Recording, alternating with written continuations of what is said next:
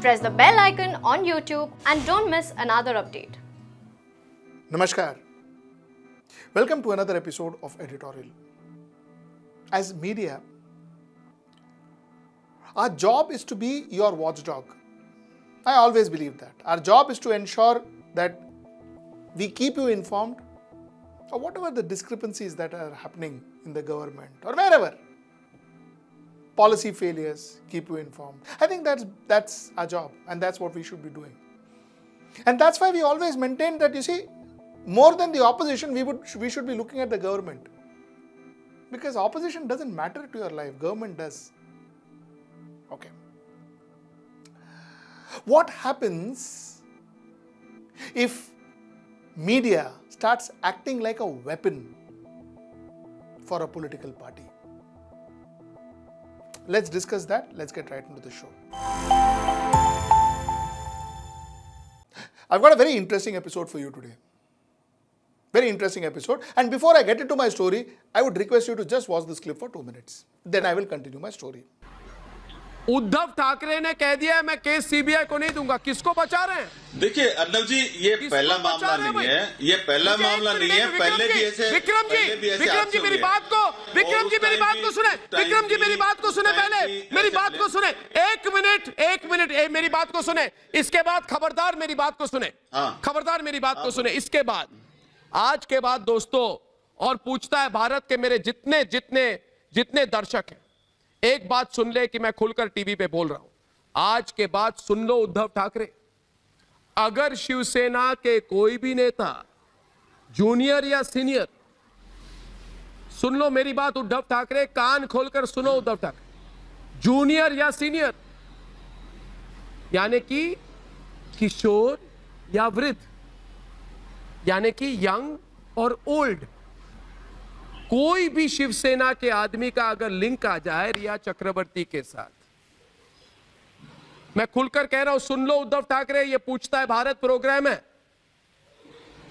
सुन लो, अगर रिया चक्रवर्ती के साथ पता चले कि कोई भी शिवसेना का बड़ा नेता इन्वॉल्व था, पहली बात। दूसरी बात, अगर दिशा के पार्टी में कोई भी शिवसेना वाला गया था, सुन लो उद्धव ठाकरे, 9 तारीख को पता करो कौन कौन गया था, कौन कौन गया। अगर शिवसेना के कोई निकले इसमें, तो उद्धव ठाकरे सरकार तुम्हारी जाएगी, कुर्सी तुम्हारी जाएगी, पूरे दुनिया के लोग तुमको सवाल करेंगे। विक्रम, किसको बचा रहे हो भाई?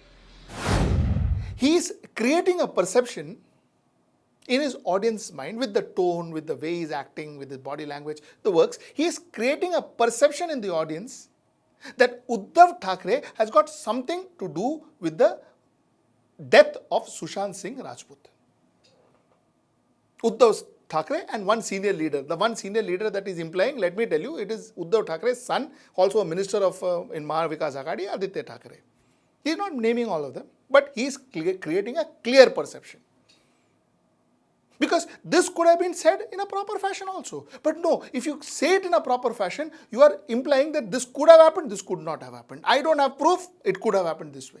That's the way you normally say it. But no, what he is trying to do is, without going legally wrong, he is trying to create the perception that Uddhav Thackeray and his son has got something to do with Sushant Singh's case.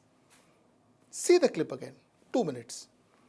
आज के बाद सुन लो उद्धव ठाकरे, अगर शिवसेना के कोई भी नेता, junior या senior, सुन लो मेरी बात उद्धव ठाकरे, कान खोलकर सुनो उद्धव ठाकरे, जूनियर या सीनियर यानी कि किशोर या वृद्ध, यानी कि यंग और ओल्ड, कोई भी शिवसेना के आदमी का अगर लिंक आ जाए रिया चक्रवर्ती के साथ,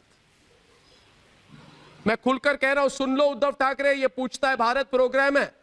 The man has absolutely no proof, but he is clearly trying to create a perception that Uddhav Thackeray is involved. Now, why is he doing it? He has nothing against Uddhav Thackeray. He has nothing personal against Uddhav Thackeray. If he has to help Bharatiya Janata Party in Maharashtra, he needs to ensure that Uddhav Thackeray's image is damaged. especially under the current circumstances where Uddhav Thackeray's image is actually improved. It's actually growing. His popularity is actually growing. It is imperative that he has to attack his popularity, attack his image, so that it helps Bharatiya Janata Party in Maharashtra, and what you're seeing is exactly that. Why am I saying this?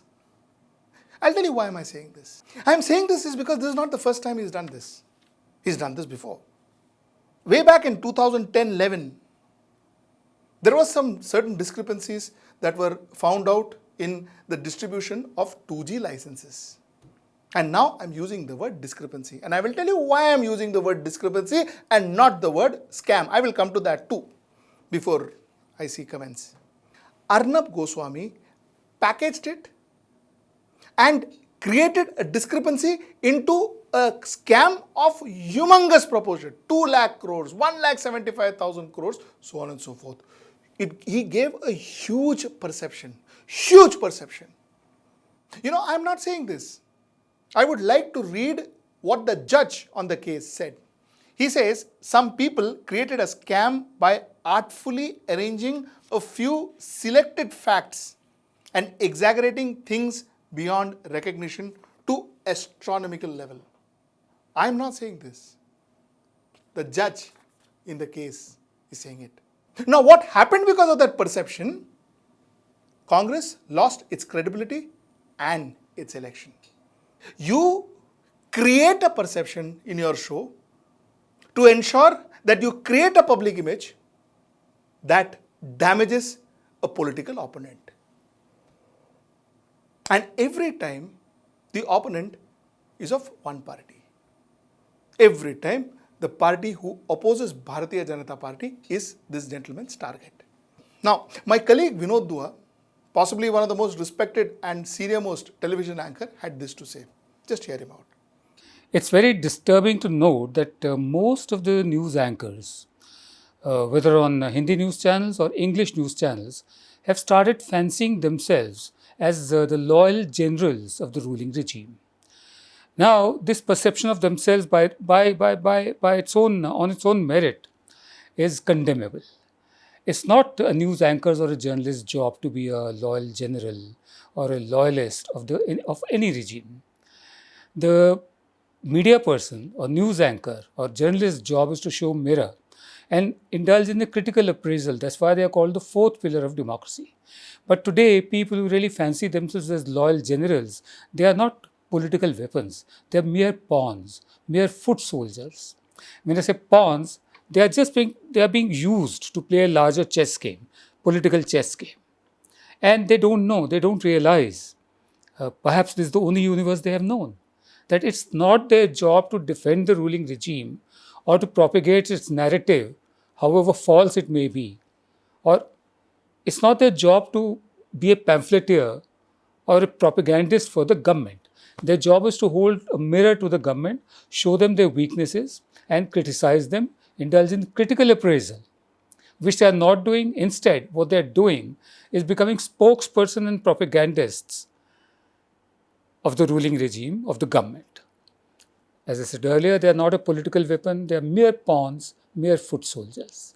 Second, the long-term impact on the society and democracy in near future. There is something called a fifth column. A fifth column is a group of people who are, who subvert the system from within. So these people will be looked at as the fifth columnists who were subverting not only our democracy, but our democratic institutions also from within, while pretending to be the protectors of democracy.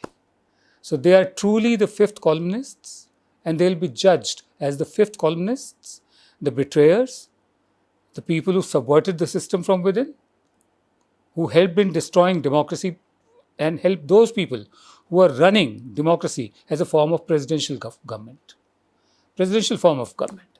And these are the people, these pawns, these foot soldiers, who are acting like the fifth columnists, subverting it from within. We're actually seeing a new era where news reporters transform themselves into political warriors. Till we meet next time, namaskar. Bye.